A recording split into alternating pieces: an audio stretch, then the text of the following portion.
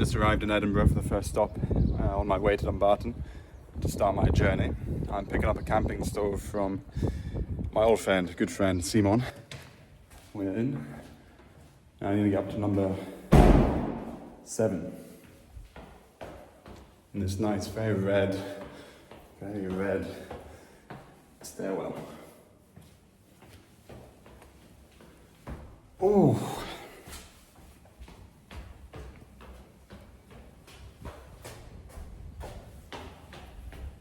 Oh.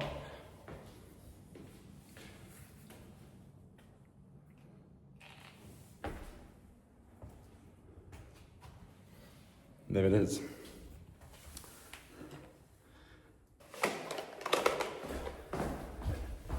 Dankeschön, Simon.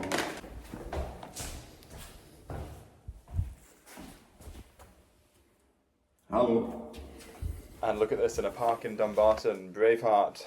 We are going to see him again and again. I just had the first night in Dumbarton, seeing my old friend Douglas.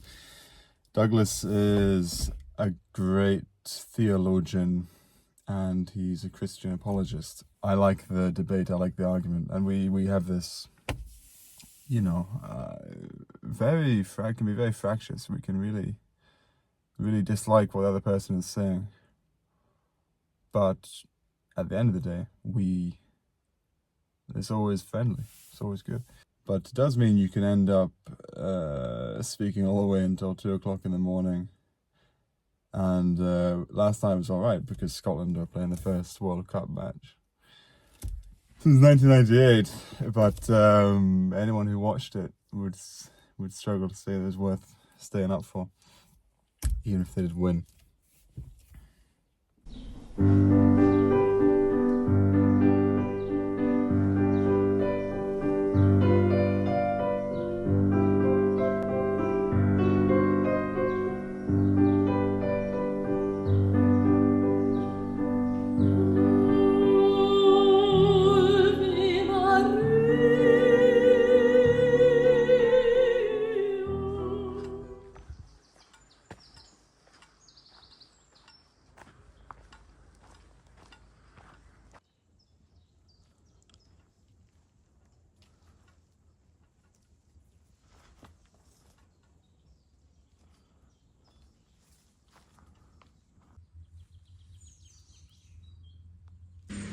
Ahoy!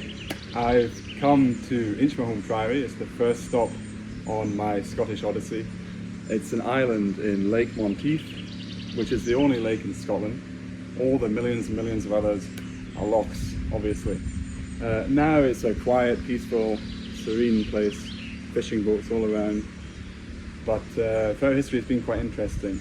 Robert the Bruce came here 3 times, probably on political business. Not spiritual business, but he came here to meet the Augustinian prior of the abbey, because he had sworn allegiance to King Edward I of England, who was known as the Hammer of the Scots, Longshanks, and he was seeking to put Scotland under the suzerainty of the English forever, and he did not succeed, as we will see in the future.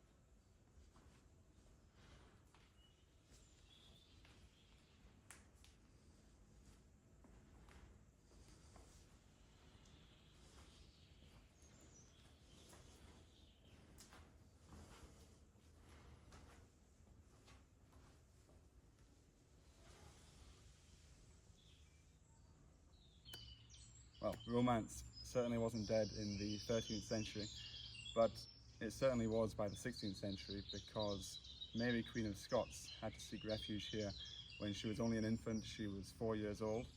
She came here for safety because King Henry VIII thought that the best way to convince her and her guardians to marry his son Edward would be to send an army up north, and the English and the Scots clashed in the so-called rough wooing, and during the Battle of Pinkie, which the Scots lost, Mary was forced to come here, and unsurprisingly it didn't work. Mary, Queen of Scots, never did marry Edward, and well, the rest is history. We're going to see Mary many times in future, but yeah, poor Mary.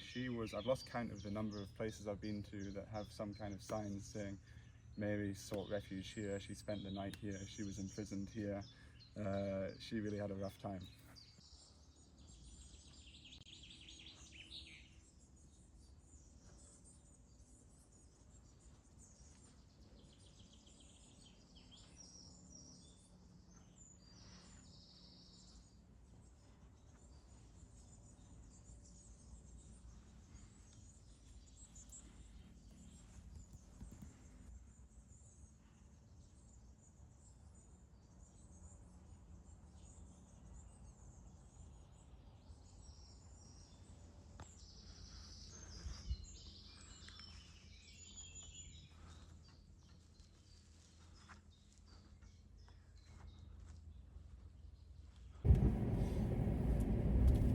Alright, just leaving Lake Monteith and have to negotiate a massive pothole. So that was nice. Next stop is Loch Katrine, which is a very special loch to me because I'm sure millions of other people who've lived in Glasgow, because it's the loch from which Glasgow draws its water, and the drinking water in Glasgow is so good that I wanted to go and see where it comes from, because now living in London, to be honest, I really miss it. So we're going to see Loch Katrine. I've been called out on my pronunciation by a friend who lives nearby. It's Loch Katrine, not Katrine, although this isn't Loch Katrine, this is another one I'm not even going to try and pronounce.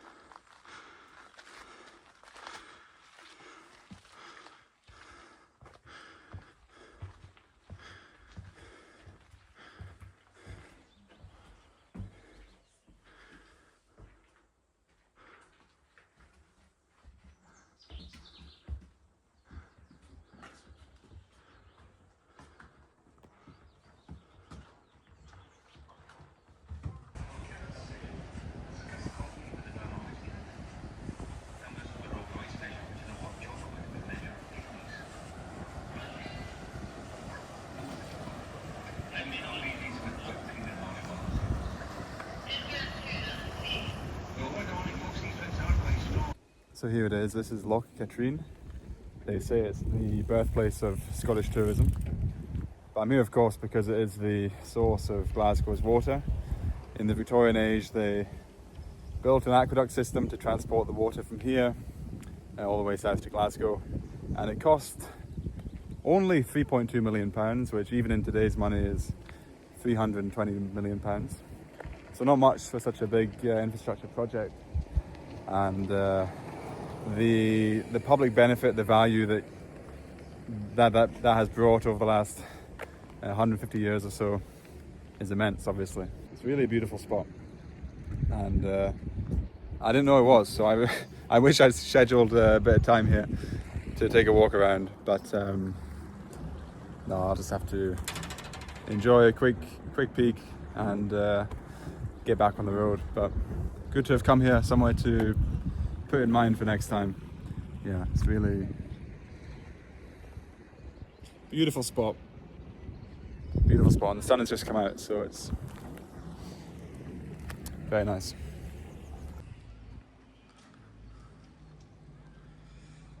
And look at this, pure, straight from the source.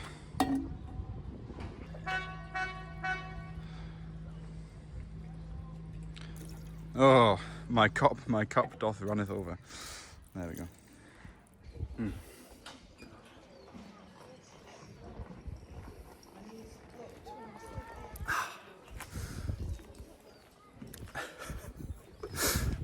so good. So good. Mm. All right. I'm here with Ryan. Ryan. Lovely to meet you, Ryan. Nice to meet you. Now, tell me, what do you do here? I'm Pier Master here up at Loch Katrine. So basically, I focus on bringing all the boats. So the steamship's the Walter Scott, which is a big steamship, and then the Rob Roy number 3, which is just at the moment it's covering for the Lady of the Lake that's out for its yearly maintenance up at the sluices, and just sit and bring them up in and make sure they get into the dock safely. Portmaster is a big title. Yep. So that's a big responsibility, and you're doing this just as a summer job. I was up here. It is seasonal, but the last few times I've been up for a good maybe 3-4 seasons now. Up here, just up between Pier Master and up in the cafe, and just everything else on site. Okay, well, I came here because the water is fantastic, and I think in Scotland we're so lucky to have amazing water straight from the tap.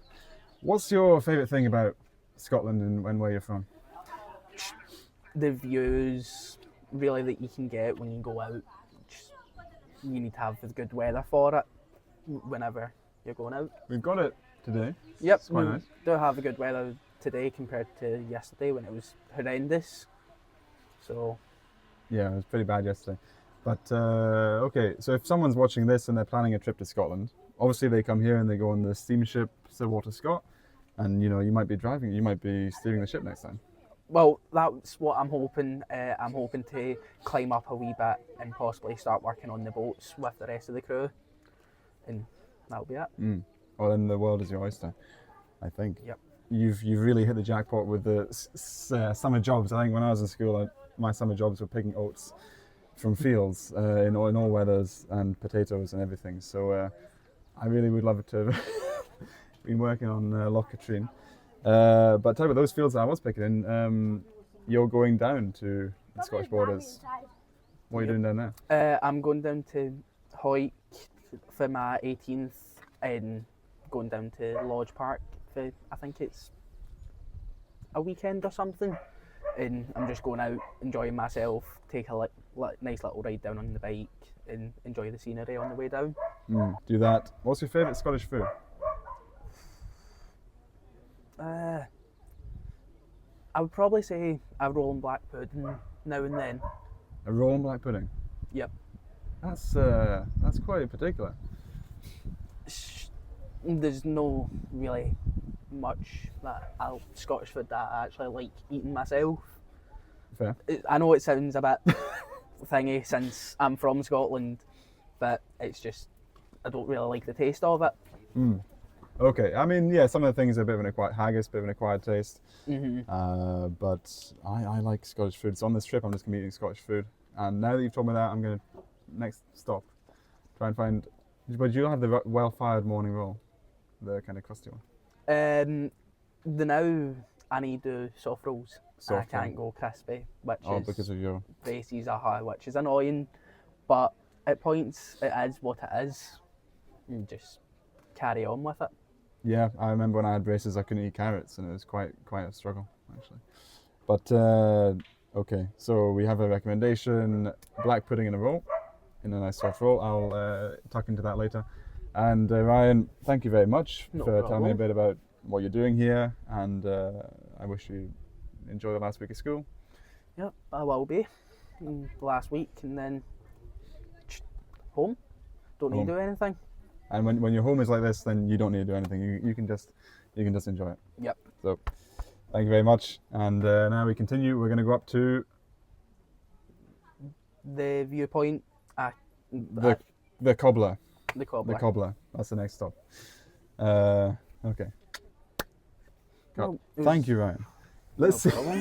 If that's not worked, then we're just going to have to. I'm going to have to give up my career ambitions.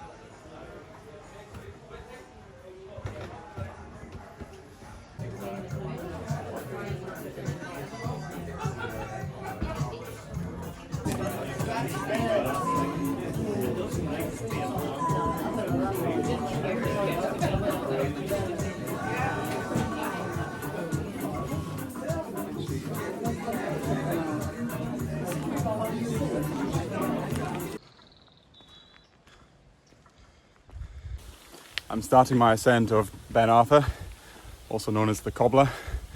It's just gone, it's about 5:45, so good thing about in summer is that you can actually start climbing a Munro. I guess this is.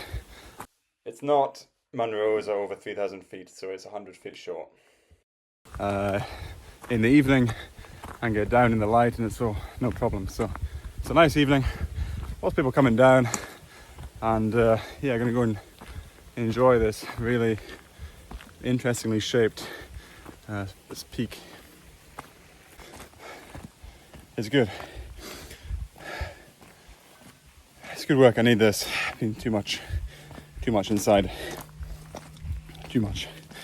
It's nice to be back in the fresh air and giving the legs some work and seeing some greenery and running water. You can't beat it. You just can't beat it at all.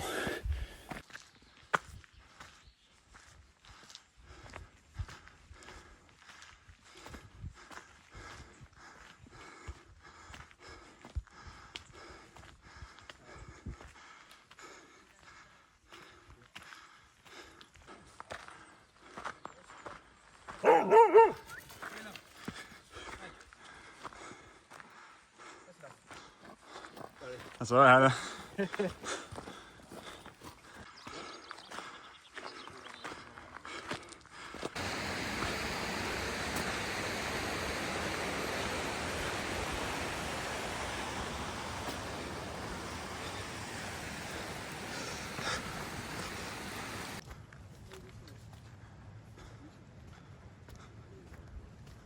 All right, lads. You going up or down? Up. You're up. Yeah. Okay, so you can catch me up. Maybe at some point. Okay, see you up there. Bye.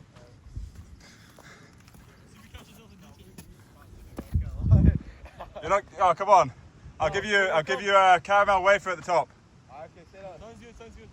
Give us 5 minutes and what mountain are you climbing? The Cobbler.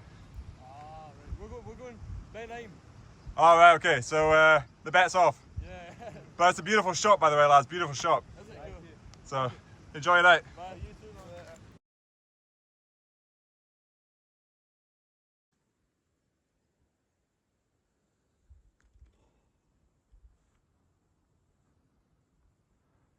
This is the Cobbler North Peak. Some excellent climbing there. Some not so excellent climbing as well. Yeah. Oh, beautiful.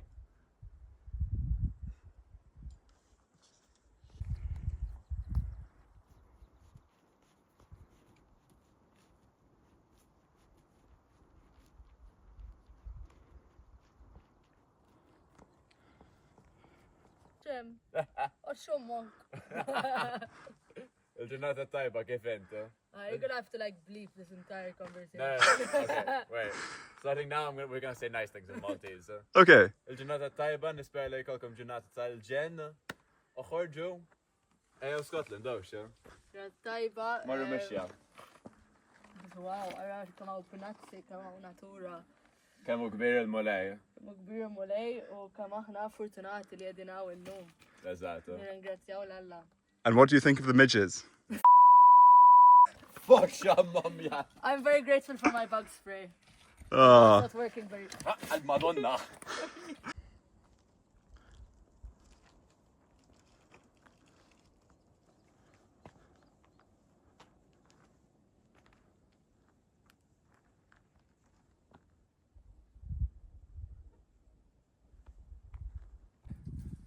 I've reached the summit of the Cobbler, and behind me I can see a stunning view all the way to Dumbarton, a town just outside Glasgow, where I actually stayed the night yesterday with my old friend Douglas, and I can take this opportunity now to thank his wife, Catherine, for making these waffles this morning.